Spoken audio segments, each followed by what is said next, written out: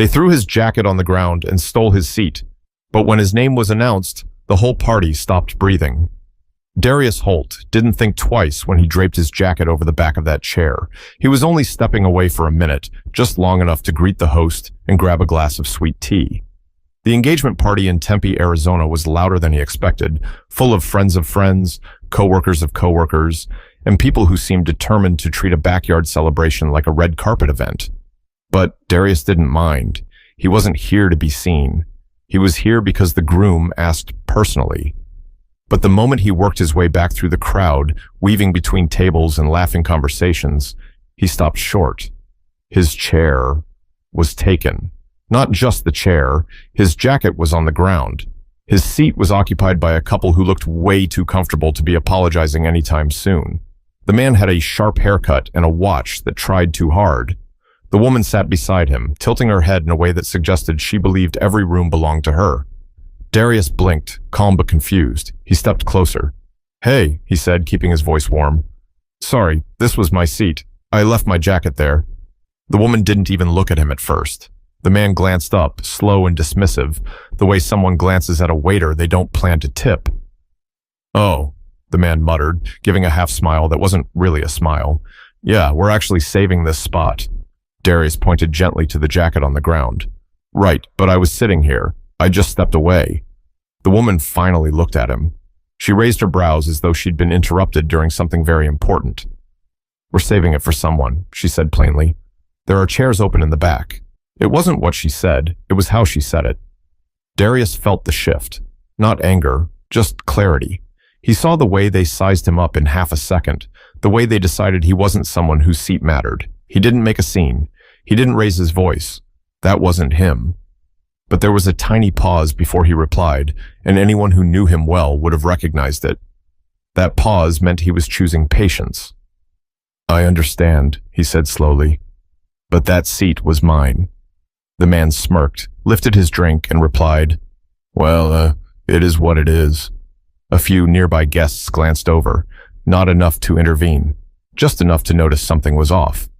Darius picked up his jacket from the ground and dusted it lightly with his hand. He wasn't embarrassed. He wasn't defeated. He was simply thinking. The woman, clearly wanting the conversation to end, waved her hand dismissively toward the back row. "Really, there are chairs back there. You'll still see the slideshow." Darius didn't move. For a moment, neither did they. Then he stepped back.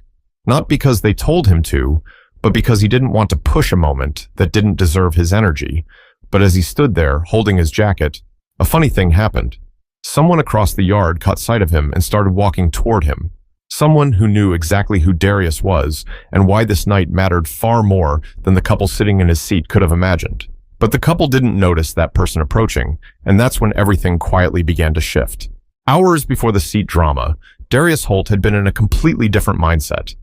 That morning, he'd been tucked inside a small cafe in Scottsdale, Arizona, sipping on a caramel coffee and answering emails from people who had no idea he lived anywhere near them. That's how Darius liked it. Quiet success, low recognition, no spotlight. His work in tech had put him in a comfortable place, but you'd never know it unless someone else told you. He wore simple clothes, drove an older SUV, and carried himself like someone who preferred grocery stores over galas. When the groom, his longtime friend Troy, invited him to the engagement party, Darius almost said no. Not because he didn't care. Troy was one of the few people he actually trusted, but because gatherings always had a way of turning into something he didn't ask for.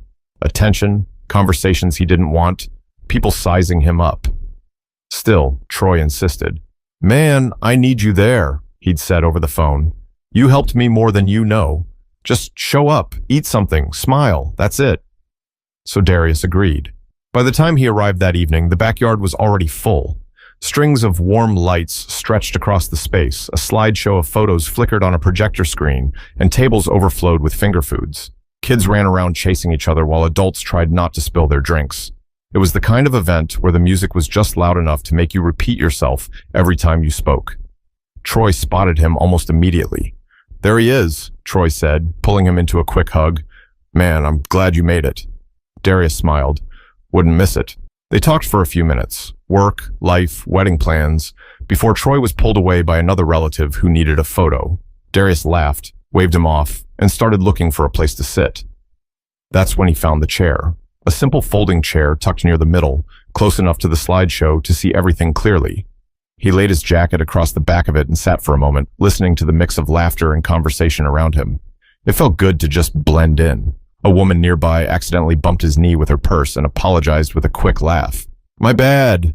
These walkways are too tight." "All good," Darius said, smiling. He chatted briefly with an older man who asked if he worked in construction. "No, I'm in tech," Darius answered. "Oh, nice," the man said with a friendly nod before wandering off toward the snack table.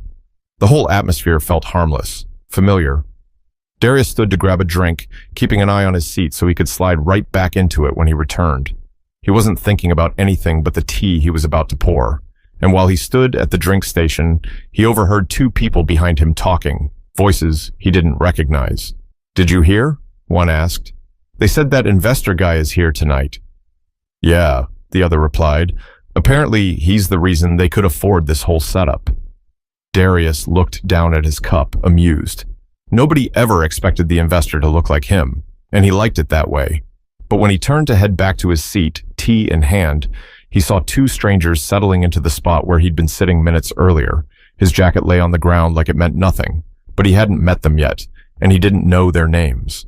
Not until he walked back toward that chair and everything changed. Darius didn't rush. He walked toward his chair with the same calm stride he always had, but his eyes stayed locked on the couple now planted in his spot.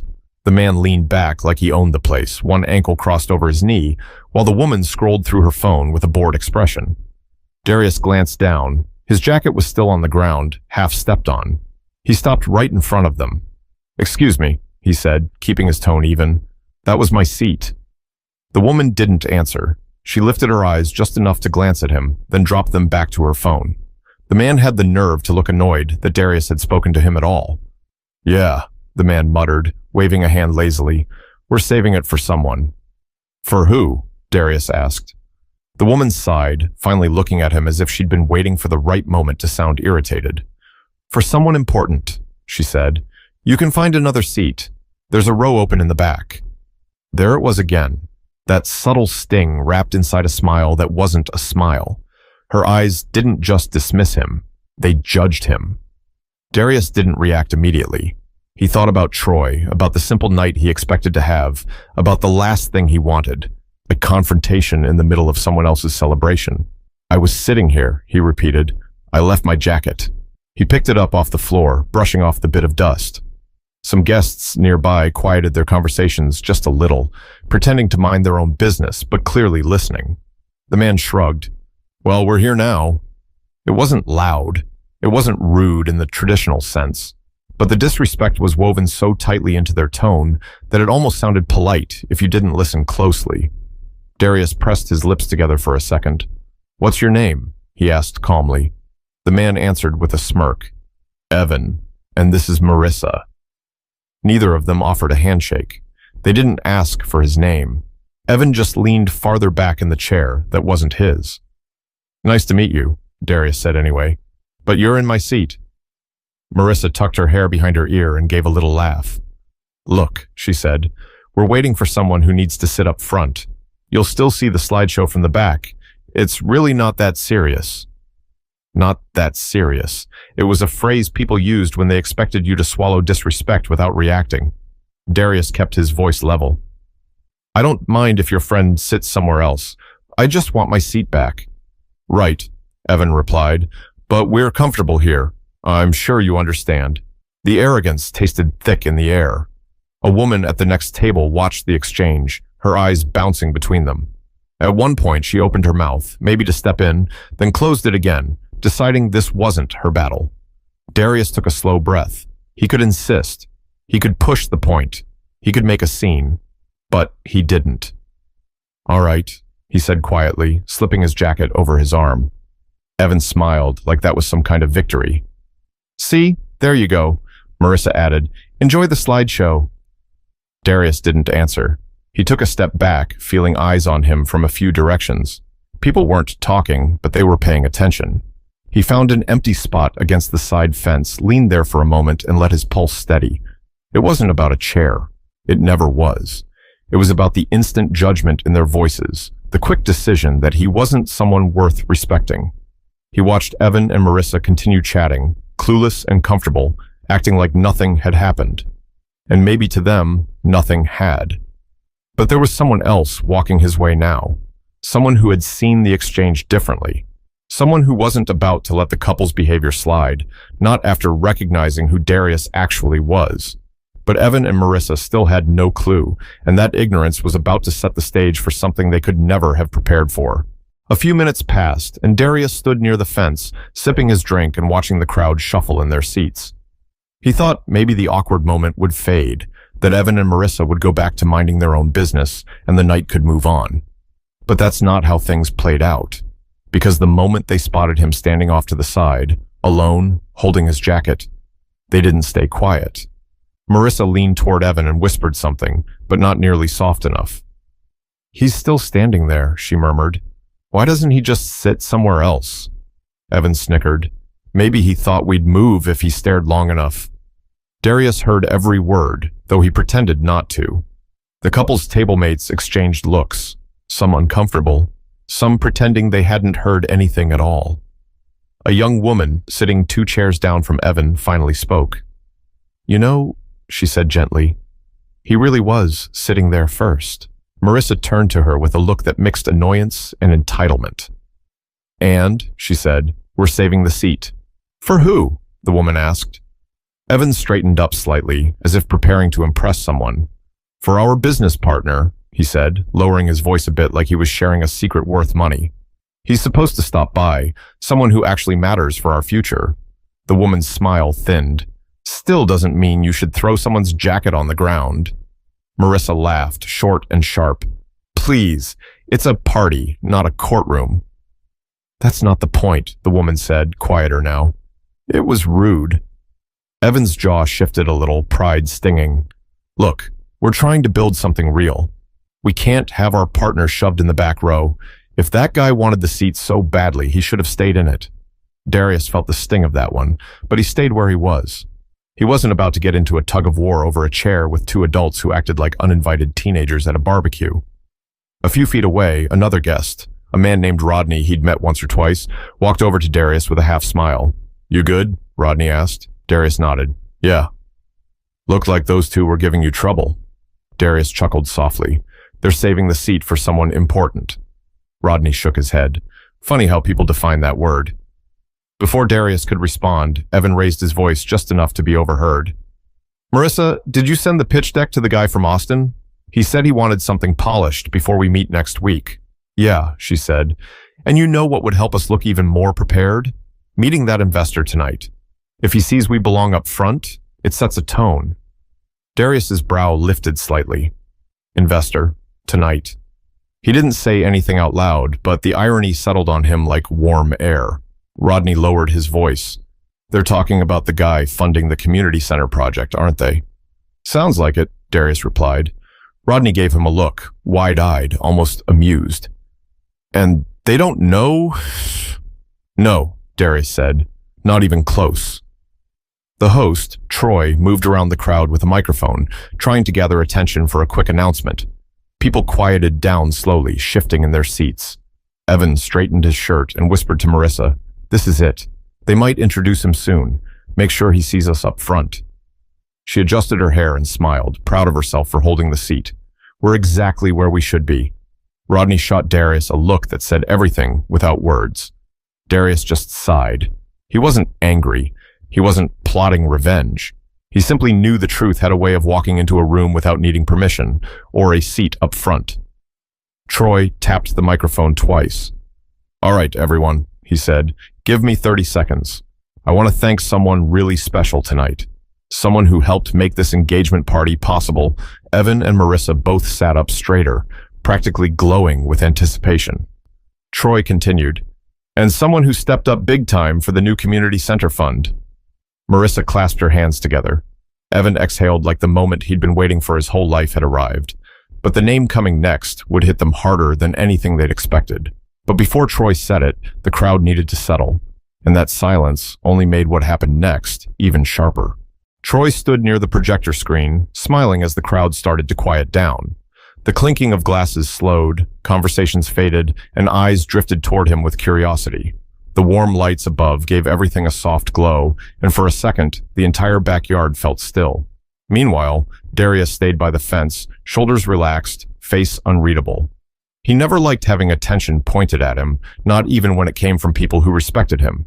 And tonight, the last thing he wanted was to be the center of anything. But he also knew Troy well enough to know there was no dodging this moment. Across the yard, Evan leaned forward in his stolen seat, whispering excitedly to Marissa. He's definitely talking about him. Finally. Marissa crossed her legs, sitting with the posture of someone rehearsing confidence. Good, she whispered. We need to make the right impression. They had no idea. Most people in that backyard didn't know much about Darius. They saw a quiet guy with simple clothes and an old SUV, a man who kept to himself, someone who blended into a crowd rather than standing out. But that was the thing. Darius built his life that way on purpose. He grew up in Bakersfield, California, in a small apartment behind a laundromat. His mom worked long hours, his dad bounced from job to job, and every dollar had a job before it reached the house. Darius learned early that money wasn't loud, it was quiet. It was the people pretending who made noise. He studied computer engineering at a community college because he couldn't afford anything else. Then he spent his nights building small apps, freelancing, and learning every piece of code he could get his hands on. Years passed, and those small projects turned into something bigger, sales, partnerships, and one app that exploded far beyond what he expected. Suddenly, he had more money than he knew what to do with. But even then, he never announced it. He didn't buy designer clothes. He didn't upgrade every year to whatever the world was obsessing over. He didn't feel the need to flash status like a badge. He used his money quietly, helping where he could, investing where it mattered, supporting people who didn't expect it. One of those people was Troy. The new community center they were planning to build on the south side of Tempe, the one aimed at helping teens learn coding, trades, and entrepreneurship. Darius was the one pushing the funding behind it, not because he wanted credit, but because he knew what it felt like to need opportunity and not have it. None of that showed on his face as he stood by the fence, watching Evan and Marissa soak in the attention they thought belonged to them. The yard buzzed with that special kind of anticipation that sits right in the middle of admiration and curiosity. People were waiting to see who Troy would call out. Some expected a big-time businessman. Others imagined someone with a polished suit and a firm handshake. No one expected the quiet man holding a jacket near the fence.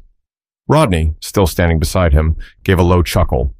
You're really about to knock their night sideways, you know that? Darius shrugged. Not intentionally. Oh, I know, that's why it's going to hit even harder. Behind them, Marissa whispered, Smile. Make sure you look approachable when he walks over. Evan straightened his posture more. Trust me, once he sees we saved a seat up front, he'll respect that. Rodney muttered under his breath, Oh, he'll see something. Troy lifted the mic again. All right, y'all, let me introduce you to someone who changed everything for us. The crowd leaned in. Evan and Marissa held their breath. Rodney looked at Darius with a knowing grin, but Troy didn't call the name yet. He paused, giving the moment just enough air to tighten every expectation in the yard before dropping the truth. Troy lowered the microphone for a moment, scanning the tables like he was searching for the right face. People leaned closer, trying to guess who he was about to point out. Some guests even straightened their shirts and sat taller, just in case the spotlight swung their way. Meanwhile, Evan adjusted his collar again, whispering to Marissa, This is it. Watch how fast he comes over here. Marissa smoothed her dress and crossed her legs the other way. He's definitely going to introduce himself after this, she whispered. This seat is exactly where we needed to be tonight. Not far from them, Rodney looked like he was holding in a laugh. Darius stood quietly, watching Troy prepare to finish the announcement. He didn't look nervous. He didn't look excited. He simply looked ready. But before Troy could bring the mic back up, someone else approached the couple's table, a guy named Seth, one of the groom's co-workers. He walked up holding a plate of appetizers, smiling at everyone like he was already mid-conversation. You two enjoying yourselves? He asked. Marissa brightened instantly. Yes, absolutely. We've got front row seats. Seth nodded politely. Nice. By the way, did you ever figure out who you were saving those seats for? Oh, totally. Evan jumped in. We're waiting for an investor we're trying to meet. Heard he's supposed to be here tonight. Seth paused for half a beat. Really? And who told you the guy would want to sit up front? Marissa lifted her chin slightly. It just makes sense. He'd want to be where people can approach him. Seth blinked, then tilted his head. Are you sure? The person funding this place isn't really the front row type. Evan frowned. Meaning what? Seth shrugged. I've met him once. Real low-key dude. Doesn't dress flashy. Doesn't talk much about his business. Kind of blends in. The look on Evan's face tightened. That doesn't sound like an investor. Seth raised a brow. Some of the wealthiest people you'll ever meet don't look like what you expect. Marissa crossed her arms. Well, whoever he is, we'll know soon. Seth let out a small breath like he was trying not to say more. Yeah, you will. He walked off, leaving Evan and Marissa momentarily confused. Rodney leaned toward Darius with a quiet grin. You heard that, right? I did, Darius said. You're a patient man. I try. Across the yard, a cousin of the bride, a chatty woman named Denise, wandered over holding 2 cupcakes. She spotted Darius and smiled wide. There you are. I was looking for you earlier, she said. Darius chuckled softly. Everything all right? Oh, yes. I just wanted to thank you again for what you're doing for the kids in the neighborhood. The center is going to be huge for them. Evan heard that. His head snapped around so fast, Marissa noticed. Denise kept going, completely unaware of the tension forming behind her. I told my nephew about the computer lab idea, and he hasn't stopped talking about it. You really don't know how much this means to everyone. Darius smiled warmly. I'm glad it helps. That's the goal.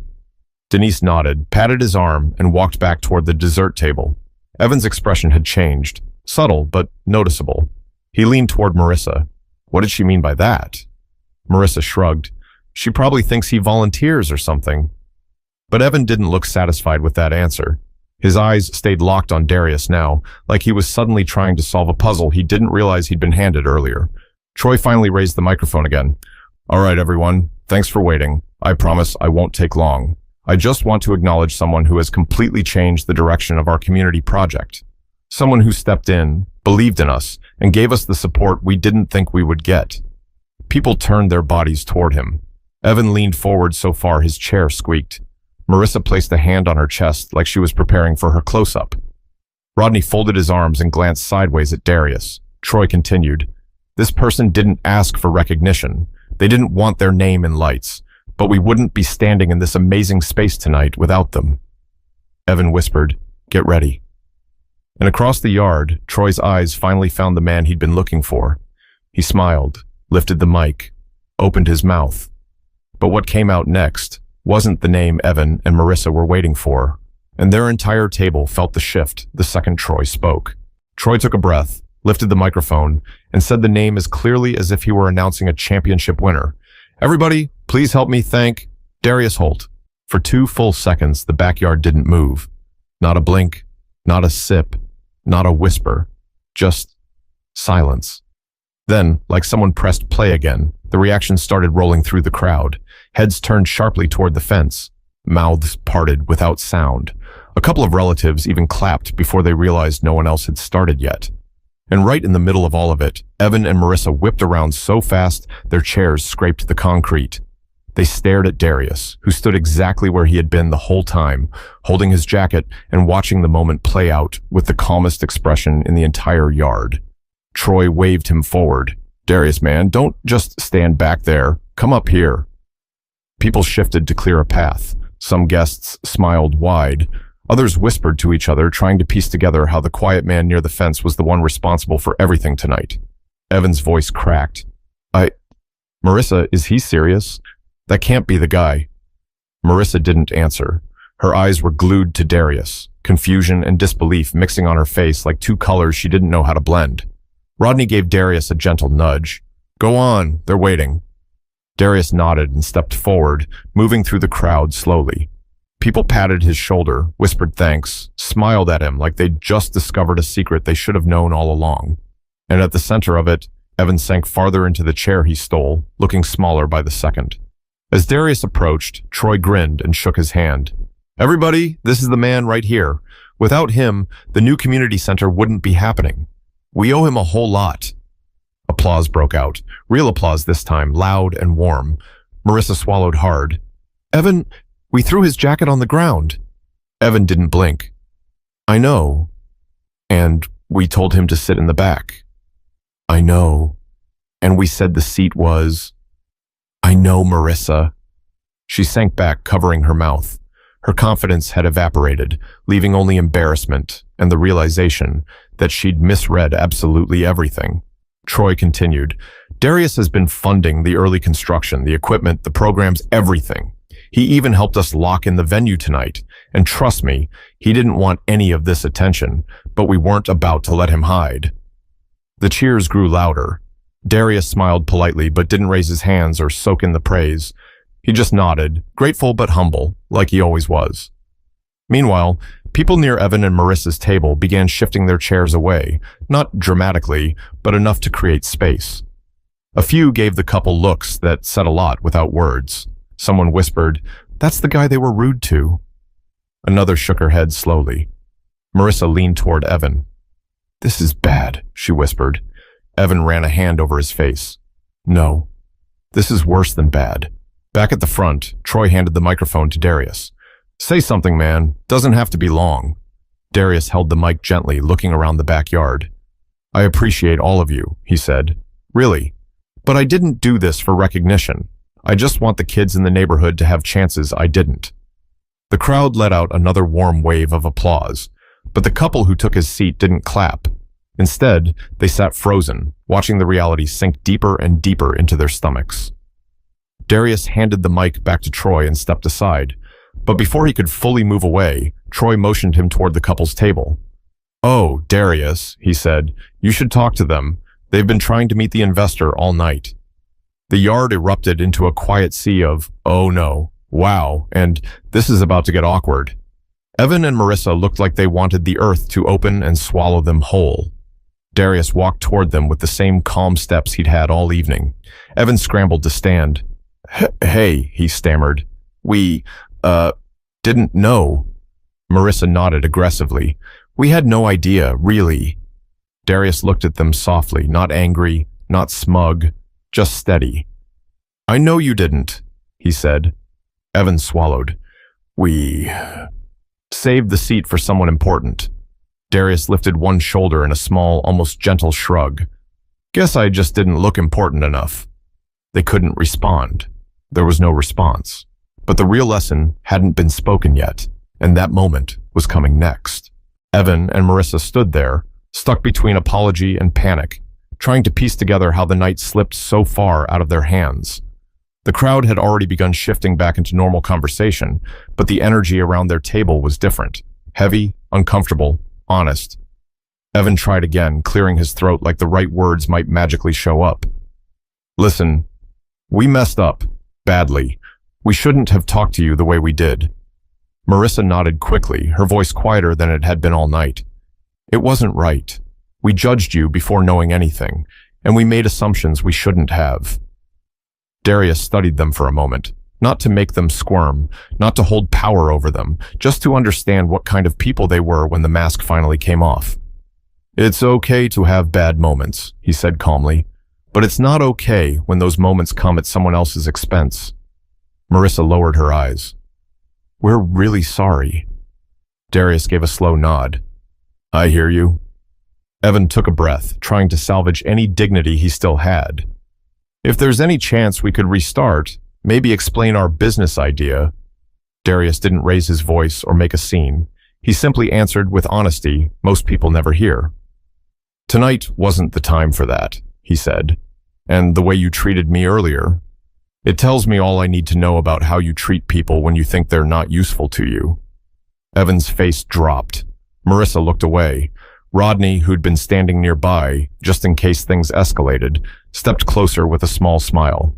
"He's being polite," Rodney murmured. "Trust me. Some folks would have handled this very differently."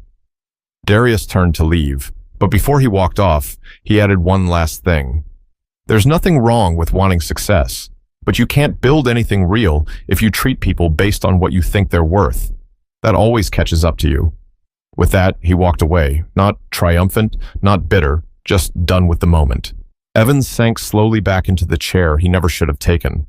Marissa stared at the grass, twisting her bracelet between her fingers. The party continued around them, but their night was over long before the lights dimmed. People came up to Darius to shake his hand, thank him, or offer a hug. Kids pointed at him like he was a hero, even if he didn't see himself that way. Troy wrapped an arm around his shoulder and said, "I knew you'd handle it better than I would have." Darius just smiled. It wasn't worth turning into something bigger. Later, as he left the backyard and walked toward his SUV, he glanced back at the laughter, the music, and the warm lights. The night hadn't gone how he expected, but maybe it went how it needed to. Because moments like this aren't really about embarrassment. They're about truth, about character, about what we reveal when we think nobody's watching. And if there's one thing this night taught everyone there, it's simple. Never judge someone by what you think they are. Judge them by how they treat people, especially when there's nothing to gain. If you enjoyed this story, make sure you stick around for the next one. There's always another moment, another lesson, and another reminder that character never hides for long.